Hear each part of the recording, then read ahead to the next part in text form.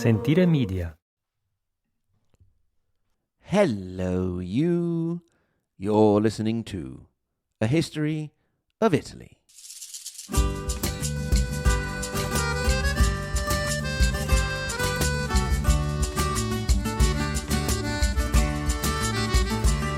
Episode 160, Federico Da Montefeltro, and bits getting cut off.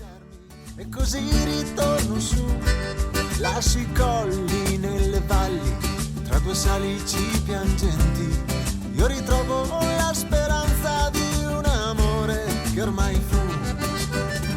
I know that I said we were all done with the Middle Ages, and that from now on everything would be strictly post-1492 stuff. Well, I lied. I want to make room for one more character who I initially excluded, but as my research into the modern era and Italian wars continues, I found Urbino popping up more and more, and since I already done the research, why not do an episode on Federico Da Montefeltro? But I'm really lying again. The real reason is that I have a slight compulsive disorder or something like that, and it really bugged me to finish the Middle Ages on episode 159 and start the modern age on 160. So as the famous song by Leslie Gore goes, it's my podcast and I'll talk about Federico Da Montefeltro if I want to. Now, those of you with a deeper interest in Italian history will probably be already familiar with him. However, even if you aren't, you're likely to have seen his iconic image.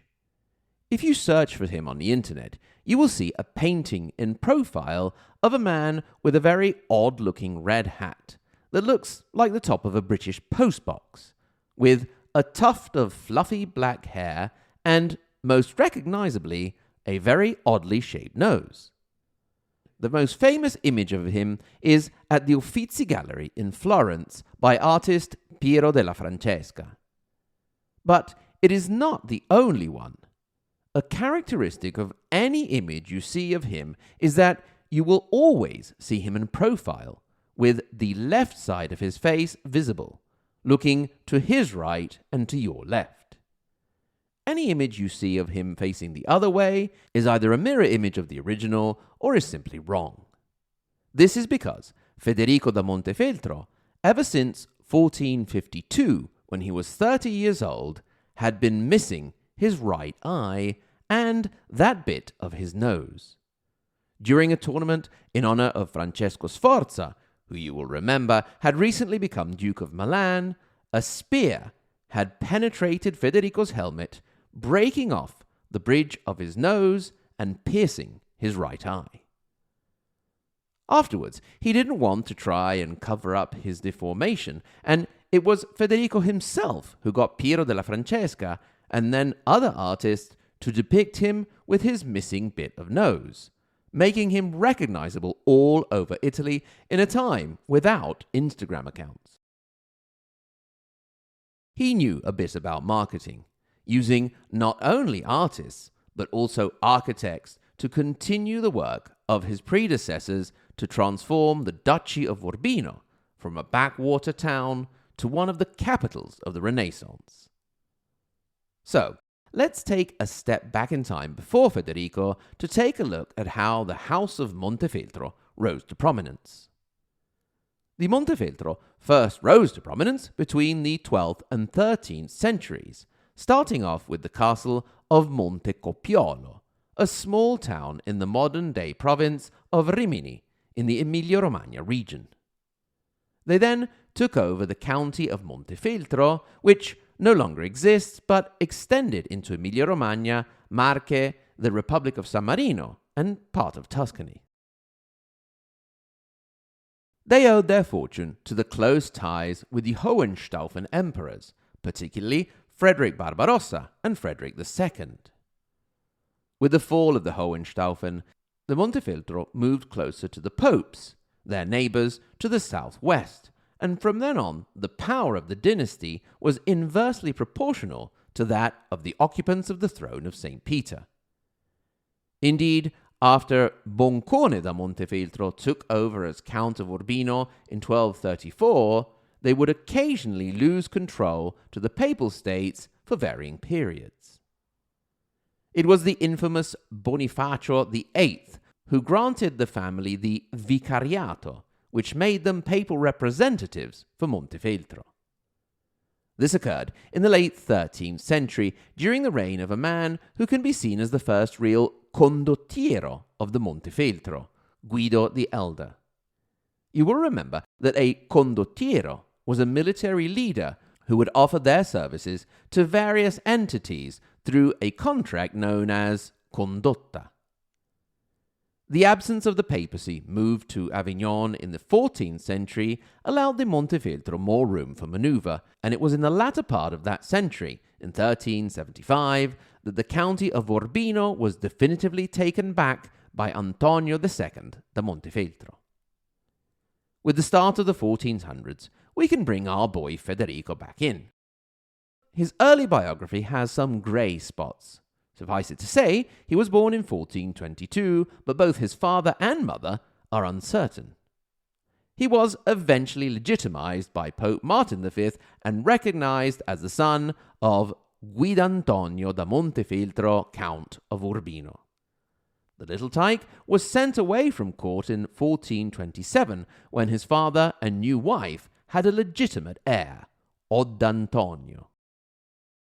Federico had a pretty decent time, however, first in a monastery, then in Venice, then in Mantua at the school of the renowned Vittorio da Feltre, to whom Federico owed his later love for literature and the rare and precious books he would collect.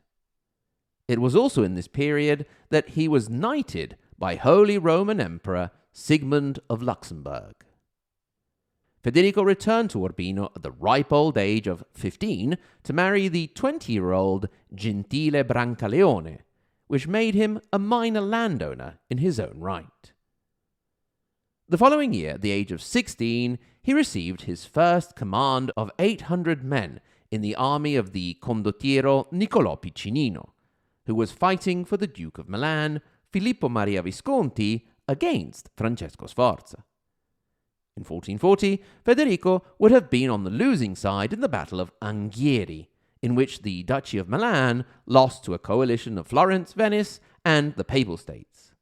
The battle was depicted in a lost work by Leonardo da Vinci and then replicated by Rubens. I say Federico would have been on the losing side of this battle. You remember that we said he was very good at marketing his image.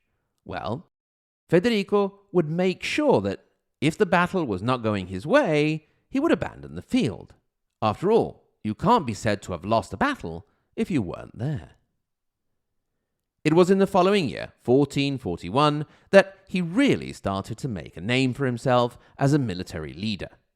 Indeed, early in that year, he was caught in an ambush by Sigismondo Malatesta, the arch-enemies of the Montefeltro, but managed to escape.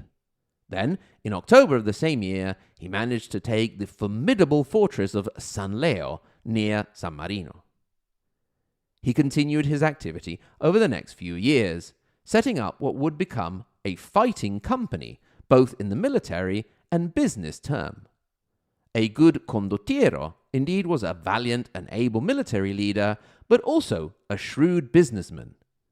The contracts, the condotte, were complete documents that included not only prices, dates, and objectives, but also logistics, machine and equipment rental, and so on.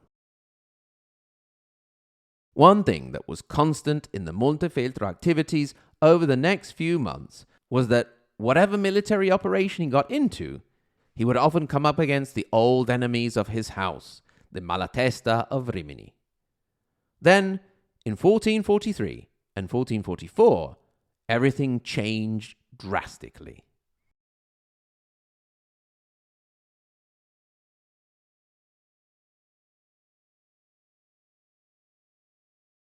In 1443, the Count of Urbino, the younger stepbrother of Federico, Odd Antonio, managed to get Pope Eugene IV to make him a duke. Now, a pope or king does not make you a duke out of the goodness of his heart. they usually want something in return, and most of the time it's a nice, big pile of cold, hard cash. Add to this the cost of constant fighting, and the citizens of the brand new Duchy of Urbino had quite a heavy weight of taxation on their heads to get them grumbling at the new duke. Add to this that he was surrounding himself with councillors close to Sigismondo Malatesta of Rimini, mortal enemy in particular of Federico and of the Urbino elite, and you're cooking up a recipe for disaster. Tensions continue to rise until the night between the 22nd and 23rd of July, 1444. It was a hot and muggy summer night in Urbino. Not dark and stormy, unfortunately. Just after midnight, a band of around a dozen conspirators managed to enter the Duke's palace and, with the help of a large wooden beam used as a battering ram, managed to enter Odd Antonio's personal chambers.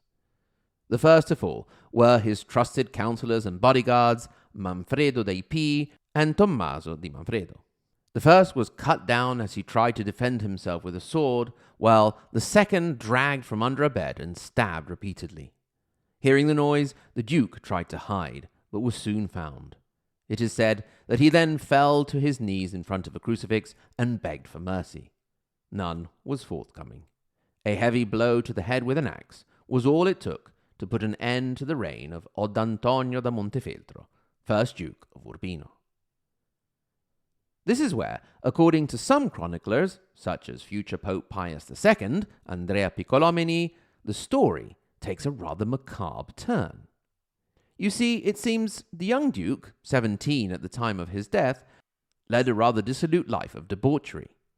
It is not clear how much of it is true, and how much can be attributed to the Duke himself rather than his councillors. For example, one of the conspirators may have had a grudge against councillor Manfredo dei P, who supposedly raped the conspirator's wife. The result of the reputation, whether earned or not, was reportedly that the three bodies were thrown out of the window and dragged into the square. The Duke at this point may or may not have had his penis cut off and stuffed into his mouth. Another element which is not clear is the role of Federico da Montefeltro. He seems to have been in Pesaro at the time, about 35 kilometers away, a 45-minute drive today, but back then a 5-hour trip. That meant that a messenger leaving shortly after the assassination would have reached Federico around 5 or 6 a.m., and he would have managed to get to Urbino around 10 or 11 at the very earliest. Well, who should come waltzing up to the walls of Urbino with his army ready just after dawn on the 23rd of July? Federico da Montefeltro. Add to this that although some conspirators were punished, some got off lightly, and one in particular, Andrea de Paltroni, the assassinated Duke's chancellor, rose high in the administration of Federico. After a short negotiation with the city officials, he entered Urbino and took control of the duchy. Opposition to his reign would continue around the line of old legitimacy, which included, for example, his half-sisters Sveva da Montefeltro and the mother of Odd Antonio, Vittoria Colonna, and was supported by the Malatesta of Rimini, but by the 1450s things were looking rather stable for the new regime. In that same decade, Federico became chummy with King Ferrante of Naples, a friendship which would last for the rest of their lives. One thing that did not change was the mortal fight versus Sigismondo Malatesta. This situation came to a head in the early 1460s. It was in this period that the Malatesta started to step on the toes of Pope Pius II by taking cities around the March of Ancona, part of the Papal States. The Pope called a special consistorium, which was supposed to deal with various issues, but was very much about bashing the Malatesta.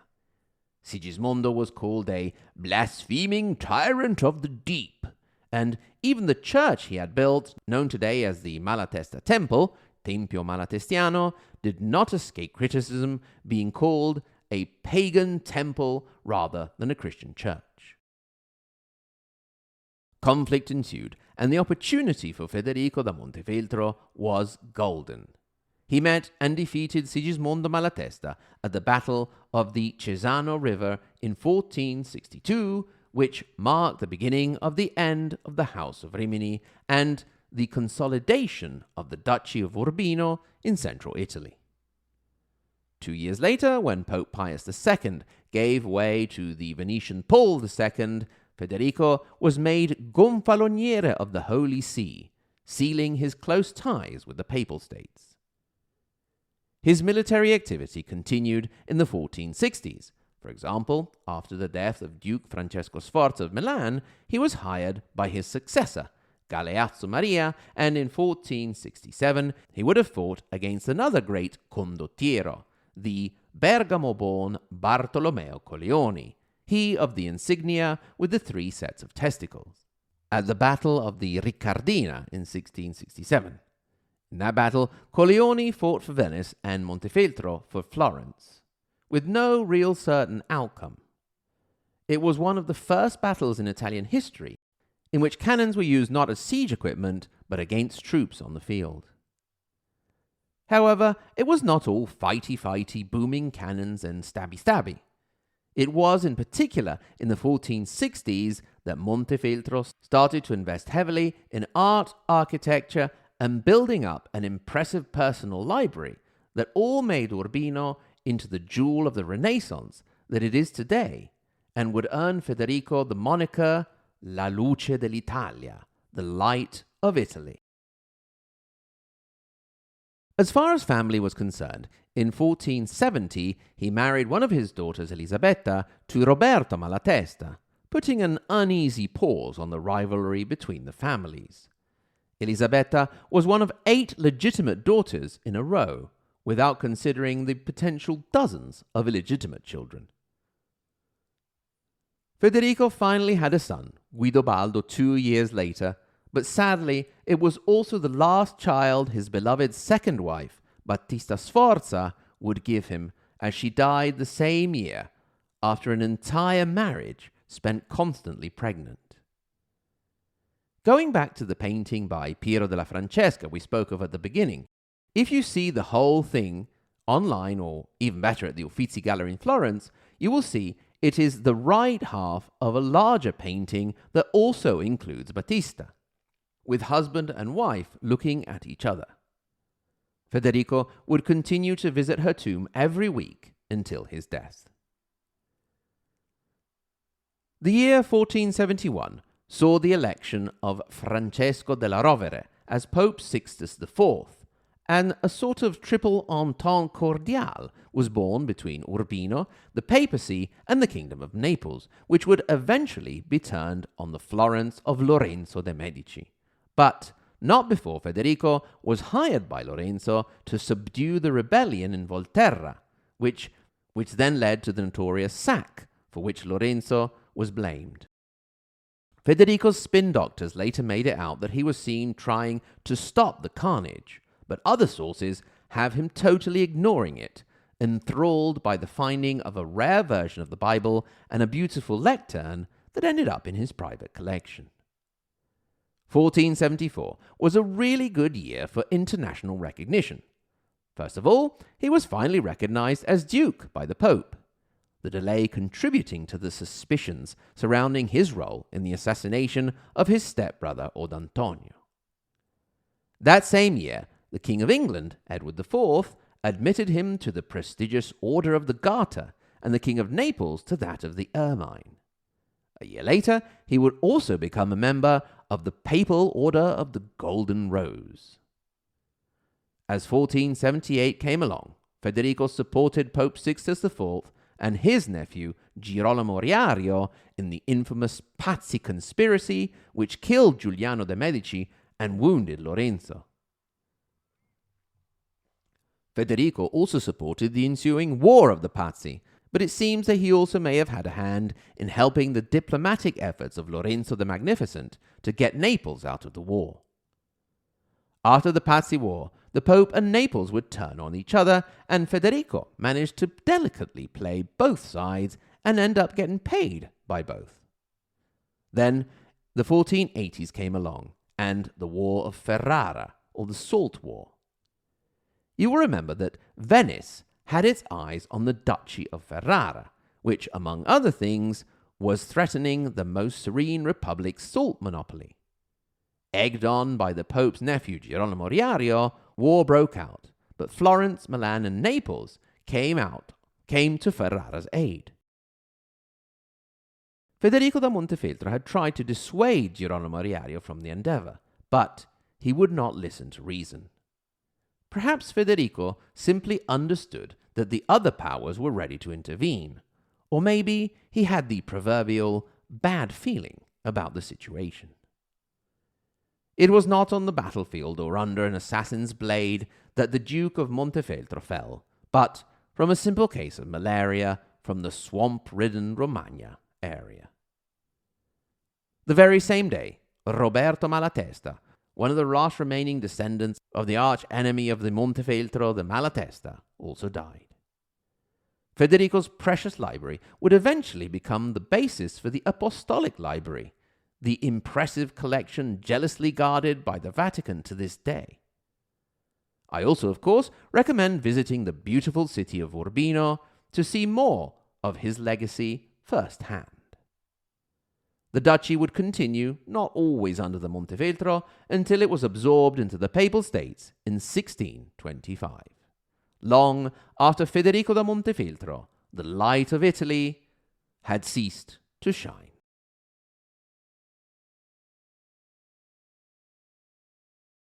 Thank you very much for listening to this episode. Thanks in particular to my lovely Patreon supporters. Starting with the first half of the Margherita Hack and Galileo Galilei level, and they are Alison, Amanda, Anthony, Silane, Cindy, David, Dean, Demetrio, Dennis, Dominique, Emily, Eric, Federica, Francesco, Gabriel, Greg, Gunnar, Ignazio, Il Valentino, Jacob, Jeff, Jeffrey, and John W. And of course, the tippy top, Maria Montessori and Dante Alighieri level, Paolo, Lisa K, Andrew M, Peter W, David L, Renat, David, J.W, Sen, David A, Karen, Peter, Helenka, and Kaiserbosch. Thank you one and all. Remember, if you are so inclined, you can get in touch. hello@ahistoryofitaly.com. At the same URL, ahistoryofitaly.com, you can see our website. And if you want, go to the support page where you can become a Patreon supporter and have access to extra content, or just make a one-off donation on PayPal. We thank you very much if you do so. Once again, thank you very much for listening, dear listener, and until next time, arrivederci.